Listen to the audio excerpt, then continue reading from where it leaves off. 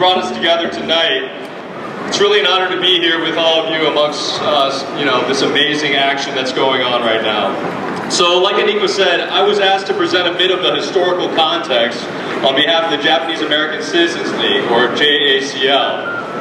For those of you who are unfamiliar, like Anika mentioned, we were founded in 1929. We're the oldest and largest Asian American and Pacific Islander civil rights organization with over 10,000 members nationwide currently.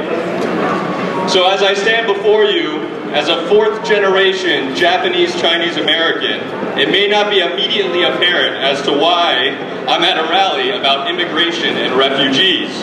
But as you know, although the U.S. was founded on principles like freedom and liberty, we live in a country that has been plagued by intolerance against nearly every community that has ever come here. Asian Americans have always faced a hard path to immigration, famously through the Chinese Exclusion Act of 1882, which prevented Chinese immigration, and further acts which expanded these laws to prevent immigration from any Asian countries by 1924. It wasn't until 1965 that the U.S. was reopened to Asians. Think about that. 1882 until 1965, an 83-year time span. That's right, thank you. The story for Japanese Americans is that of the forced removal from our homes and incarceration during World War II. For those that aren't aware of this history, on February 19th, 1942, President Franklin D. Roosevelt signed Executive Order 9066, which effectively forced 120,000 Japanese Americans on the West Coast out of their homes and into camps scattered throughout the most desolate locations. Most of these families lost everything they had, and some never moved back west after the war because it was such a traumatizing experience. It's a story that's made personal for me when I think about my grandmother. Although she was born in Hawaii, when Executive Order 9066 was carried out, she was an 18-year-old who had traveled to LA to spend time with her newly born nephew. Imagine crossing the ocean to visit your older sister, her husband, and her child, just to be locked up from ages 18 through 21, never having committed a crime in your life.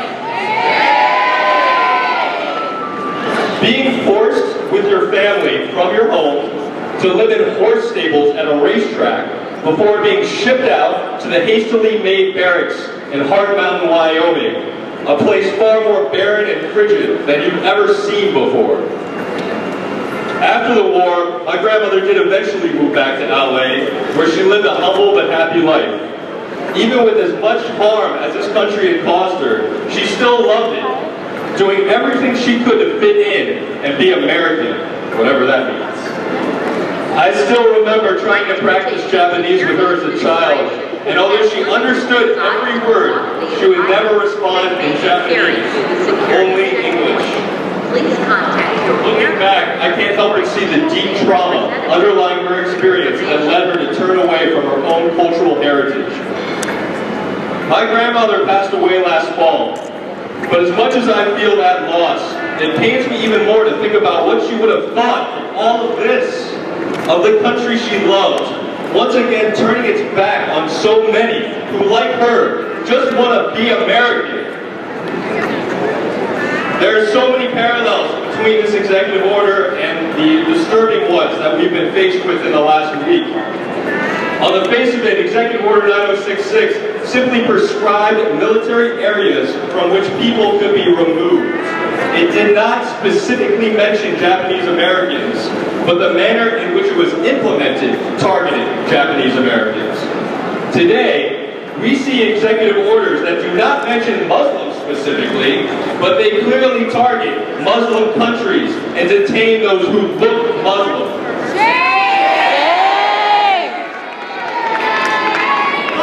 We look at these executive orders and we know better. We have seen this sanitized language before and know that it is yet another thinly veiled racist policy, this time feeding off the Islamophobia so prevalent right now.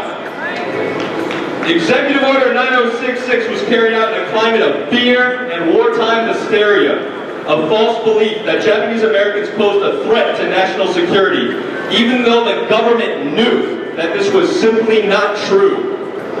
Today, we see Syrian and other refugees refuse entry to the U.S., even though refugees are already subjected to extraordinary vetting. We see this, and we know better, that shutting the door on those in need is unacceptable and contrary to our core values as Americans.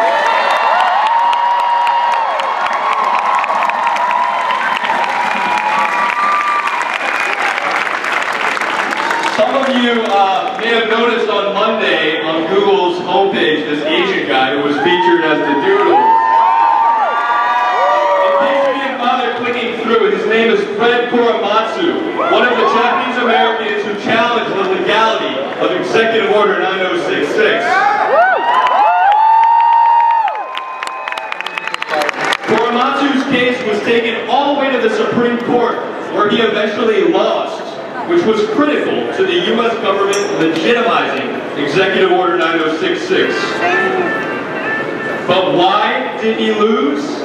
Because the government withheld evidence proving that claims of a military necessity to incarcerating Japanese Americans had been refuted by the Office of Naval Intelligence, the Federal Bureau of Investigation, and the Federal Communications Commission.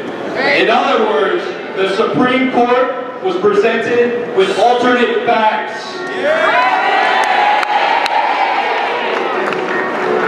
In the years following World War II, which, as a reminder, ended in 1945, President Gerald Ford rescinded Executive Order 9066 in 1976, 34 years after it was signed. And in 1983, the Commission on Wartime Relocation and Internment of Civilians found the Japanese American incarceration to be unjust, and the conviction of Korematsu was vacated by a federal judge. And then finally, 46 years after Executive Order 9066 was passed, the U.S. government, through the Civil Liberties Act of 1988, apologized for the incarceration and offered redress payments to any survivors. Not without a massive organizing effort by the Japanese American community, I might add.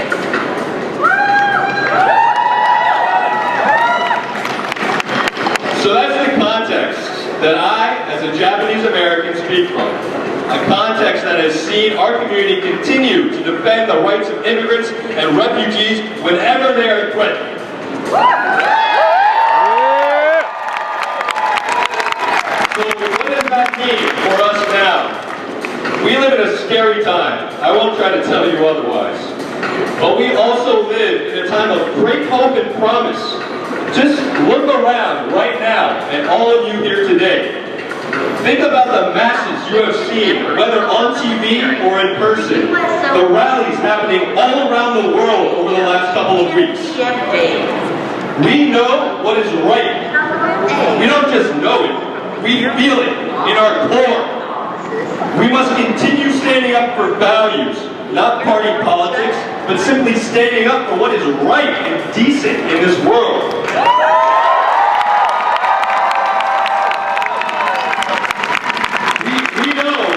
Sadly, our country's record on these issues is sorely lacking, which is all the more reason why we simply cannot allow something like this to happen again.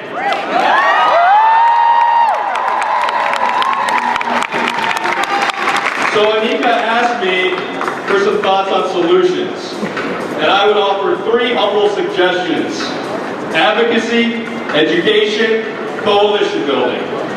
As simple as they sound, make no mistake, they're going to take all the time and effort that we have. So first, advocacy. We must continue showing up to amazing actions like this one.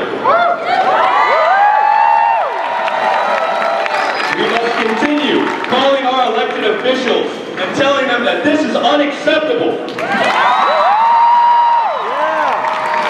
We must volunteer and donate to organizations that are doing good work, And we must capture this energy and turn it into civic action. When our elected officials fail us, we must turn out the vote. We must canvass. We must phone bank. We've got to do all of that to make the change we want to see. It's easy for us. I mean, it happens to me all the time. It's so easy for us to be cynical about our political system. But in truth, we are lucky to live in a democracy. We need to treat that responsibility with a level of respect that it deserves. Remember all the sacrifices that our families have made and continue to make to have a life here. This is a country worth fighting for.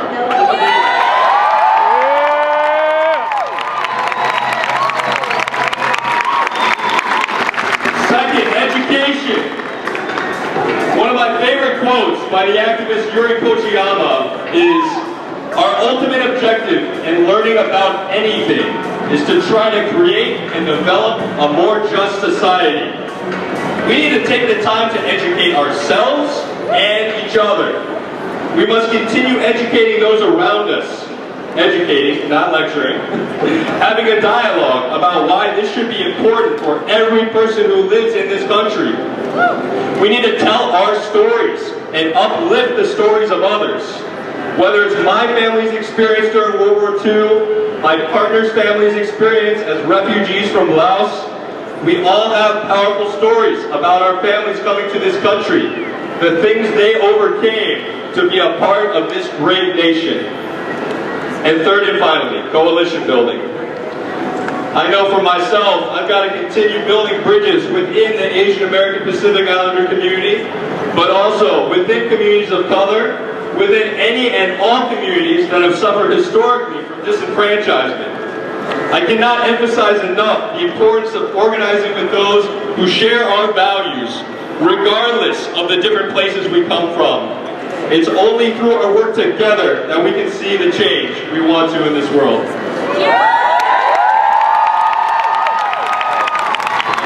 going to close out with a quick quote here, one last quote. Brian Stevenson, the founder and executive director of the Equal Justice Initiative, once said, "There is power in identity. When we create the right kind of identity, we can say things to the world around us that they don't actually believe make sense. We can get them to do things that they don't think they can do. If we continue to fight, the world around us will see us for who we are, an unfaltering force for justice." To all my brothers and sisters in this fight, know that the JACL is proud to stand shoulder to shoulder with you in this grand pursuit.